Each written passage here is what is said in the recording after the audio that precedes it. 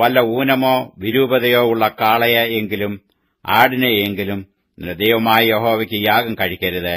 അത് നിന്റെ ദൈവമായ യഹോവയ്ക്ക് വെറുപ്പാകുന്നു.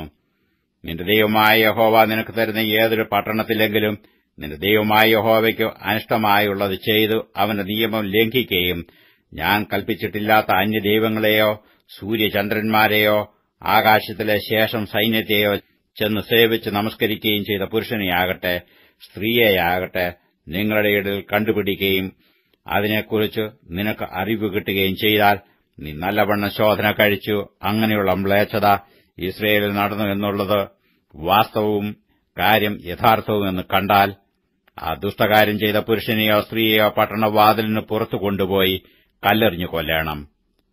മരണയോഗ്യനായവനെ കൊല്ലുന്നത് 2 or 3 സാക്ഷികളുടെ വാമൊഴിമേൽ ആയിരിക്കണം.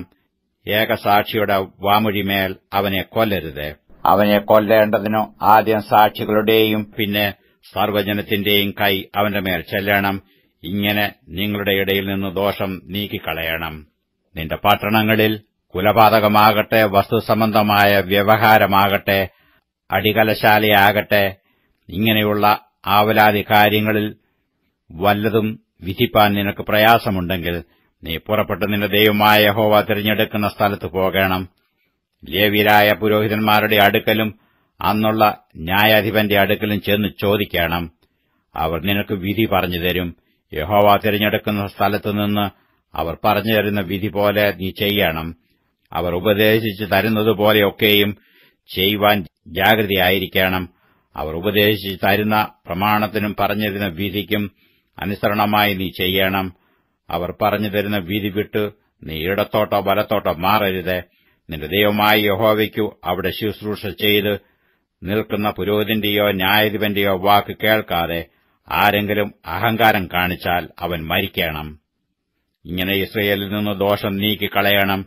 ഇനി അഹങ്കാരം കാണിക്കാതിരിക്കേണ്ടതിന് ജനമെല്ലാം കേട്ടു ഭയപ്പെടേണം. നിന്റെ ദൈവമായ യഹോവ നിനക്ക് തരുന്ന ദേശത്ത് നീ ചെന്ന് അതിനെ കൈവശമാക്കി അവിടെ കുടിപാർത്ത ശേഷം നിന്റെ ചുറ്റുമുള്ള സകല ജാതികളെയും പോലെ ഞാനൊരു രാജാവിനെ എന്റെ മേൽ ആക്കുമെന്ന് പറയുമ്പോൾ, നിന്റെ ദൈവമായ യഹോവ തിരഞ്ഞെടുക്കുന്ന രാജാവിനെ നിന്റെ മേൽ ആക്കണം. നിന്റെ സഹോദരന്മാരുടെ ഇടയിൽ നിന്ന് ഒരുത്തിനെ നിന്റെ മേൽ രാജാവാക്കണം. നിന്റെ സഹോദരനല്ലാത്ത അന്യജാതിക്കാരനെ നിന്റെ മേൽ ആക്കിക്കൂടാ. എന്നാൽ അവന് കുതിര അനുമതി ഉണ്ടാകരുത്. അധികം കുതിര സമ്പാദിക്കേണ്ടതിന് ജനം മിസ്രയീമിലേക്ക് മടങ്ങിപ്പോകുവാൻ അവൻ ഇടവരുത്തരുത്. ഇനിമേൽ ആ വഴിക്ക് തിരിയരുത് എന്ന് യഹോവ നിങ്ങളോട് കൽപ്പിച്ചിട്ടുണ്ടല്ലോ. അവന്റെ ഹൃദയം മറിഞ്ഞു പോകാതിരിപ്പാൻ അനേകം ഭാര്യമാരെ അവൻ എടുക്കരുത്. വെള്ളിയും പൊന്നും അധികമായി സമ്പാദിക്കുകയും അരുത്. അവൻ തന്റെ രാജാസനത്തിൽ ഇരിക്കുമ്പോൾ ലേവ്യരായ പുരോഹിതന്മാരുടെ പക്കൽ നിന്ന് ഈ ന്യായപ്രമാണം വാങ്ങി അതിന്റെ ഒരു പകർപ്പ് ഒരു പുസ്തകത്തിൽ എഴുതിയെടുക്കണം.